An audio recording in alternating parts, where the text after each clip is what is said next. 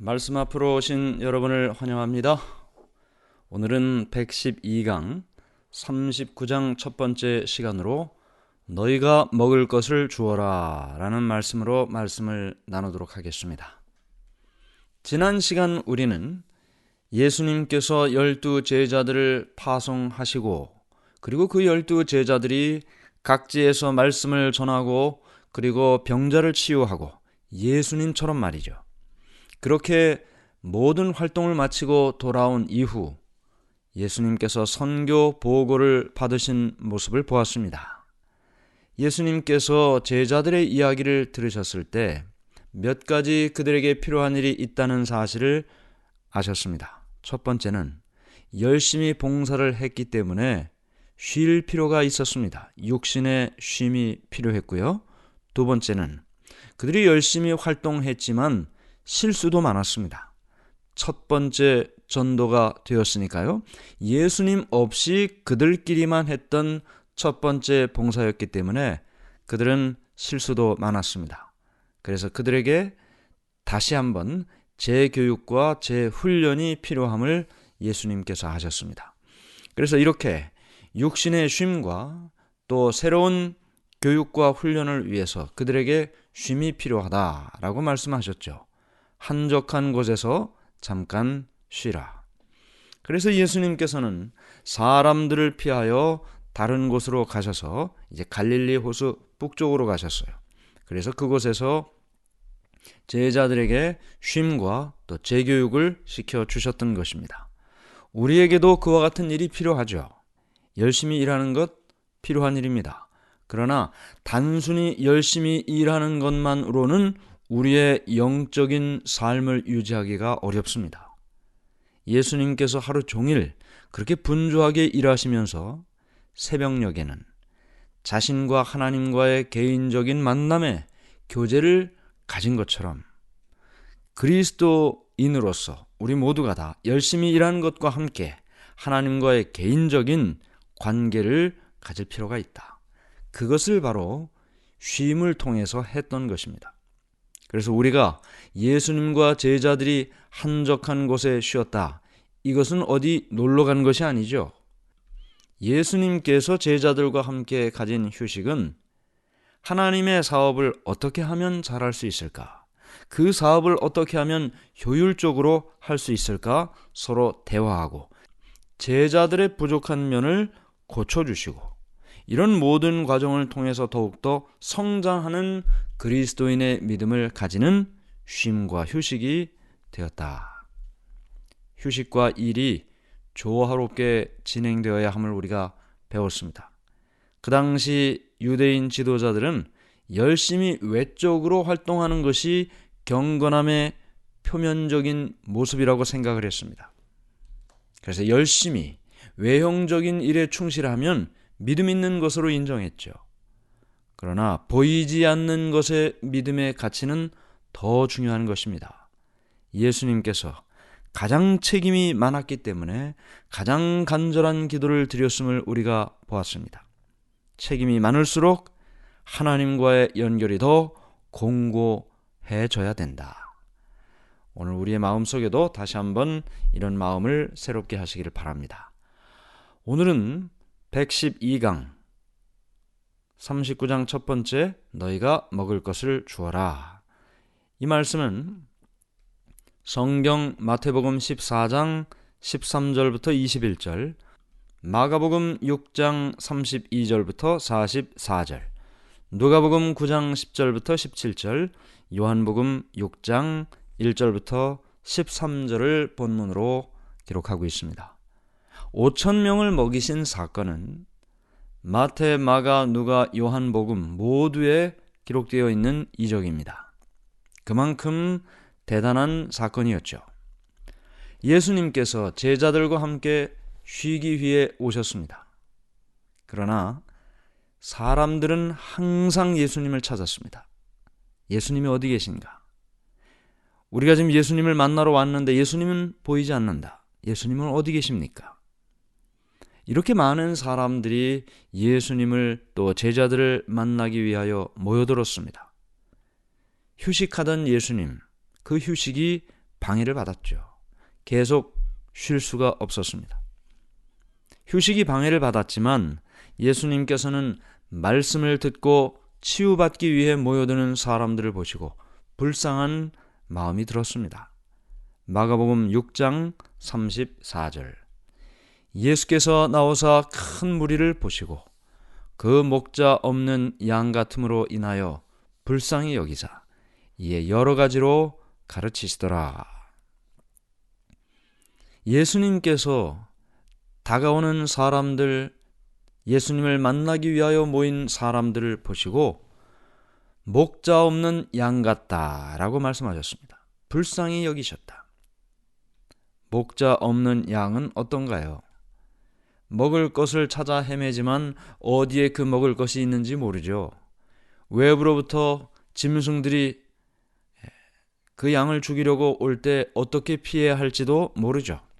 목자 없는 양같이 이 세상에서 어떻게 살아가야 할지, 무엇을 해야 할지, 다가온 이 문제와 어려움을 어떻게 극복해야 할지 모르고 살고 있는 그 사람들을 불쌍히 여기셨다고 말씀하셨습니다.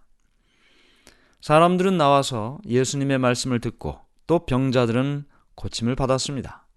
죽어가는 사람들이 기쁨과 생명을 얻었고 질병으로 고통받았던 사람들은 평안과 건강을 얻게 되었습니다. 하루가 너무나 금방 지나가죠. 하루가 어느덧 지나가고 해는 서산으로 넘어가는 시간이 되었습니다. 여기 날이 저물 때라는 성경에 기록된 말은 오후 3시부터 해가 질 때까지의 시간을 말하고 있습니다. 하루 종일 먹지도 못하셨고 예수님은 쉬지도 못하셨습니다. 사람들을 위하여 하루 종일 수고하셨죠. 제자들은 예수님께 쉬시라고 말씀드렸지만 예수님께서는 밀려오는 사람들을 거절할 수가 없었습니다. 제자들은 이제 시간도 많이 지났고 너무 힘든 하루를 보냈기 때문에 사람들을 돌려보내려고 했습니다. 사람들은 아침부터 예수님을 만나기 위해 나왔고 하루 종일 아무것도 먹지를 못한 상태였죠. 이 사람들은 본인들이 필요하면 마을에 가서 먹을 것을 사 먹을 수도 있었습니다. 그런데 그때 예수님께서는 제자들의 믿음을 시험하는 한 사건을 시작하십니다. 마가복음 6장 35절부터 37절까지. 때가 저물어가매 제자들이 예수께 나와 여짜오되 이곳은 빈들이요 날도 저물어가니 무리를 보내어 두루 촌과 마을로 가서 무엇을 사 먹게 하옵소서. 대답하여 이르시되 예수님께서 말씀하십니다. 너희가 먹을 것을 주라 하시니 여짜오되 우리가 가서 200데나리온의 떡을 사다 먹이리까. 빌립은 많은 사람들을 바라보면서 이렇게 많은 사람들을 위해 먹을 것을 준비하는 것은 불가능하다고 생각했습니다. 남자만 5,000명이라고 기록하고 있는데 어린아이와 여자들을 뺀 숫자죠. 다 합치면 적어도 10,000명 이상의 사람들이 모였다는 말입니다.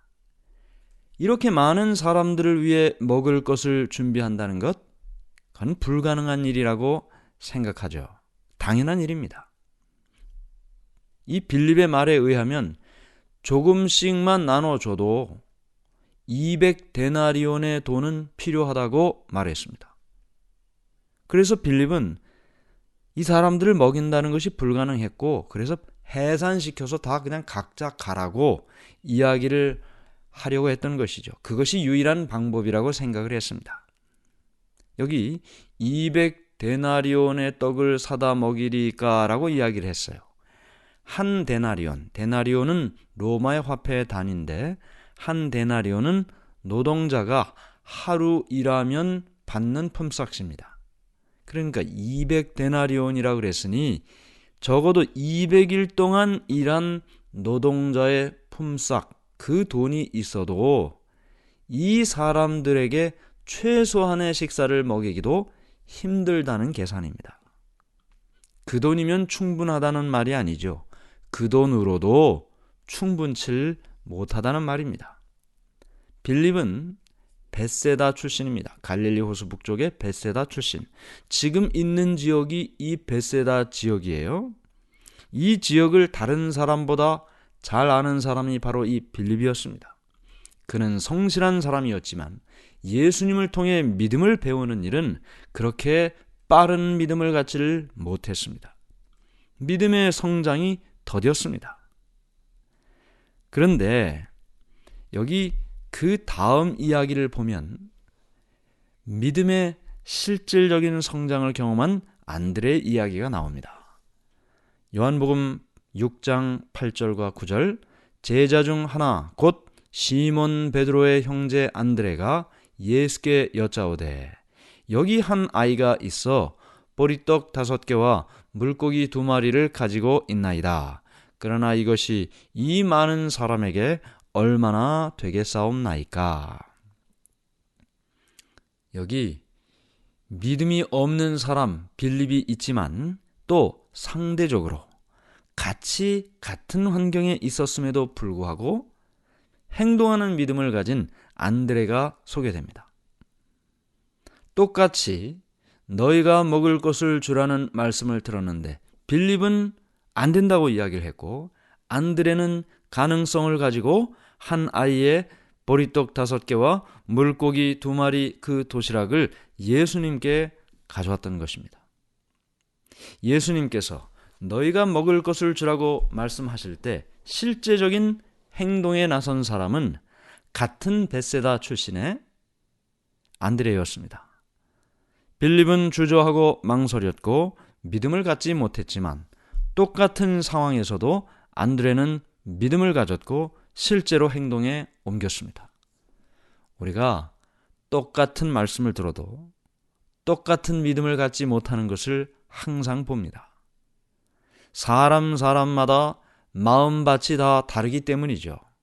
씨 뿌리는 자의 비유를 보면 농부가 뿌린 씨앗이 옥토에 어떤 사람은 돌짝밭에 길가에 다 각각 떨어집니다. 그 땅은 각각의 다른 마음, 말씀을 받는 각각 다른 마음을 상징하고 있고 씨앗은 말씀을 의미하고 있죠. 말씀은 다 똑같은데 그 말씀을 받는 마음의 상태에 따라 결과가 달라진다. 여기 빌립과 안드레의 모습을 통해 우리는 같은 환경과 같은 출신이고 같은 예수님의 말씀을 듣고 있음에도 불구하고 전혀 다른 믿음을 가지고 있는 두 모습을 보게 되는 것입니다. 예수님께서는 영적인 필요를 공급하시는 것과 마찬가지로 현실의 필요도 공급하시는 분이셨습니다. 병자를 치유해 주셨죠. 그리고 지금 먹을 것이 필요한 사람들에게 먹을 것을 공급해 주시는 것입니다. 모인 사람들이 어땠습니까?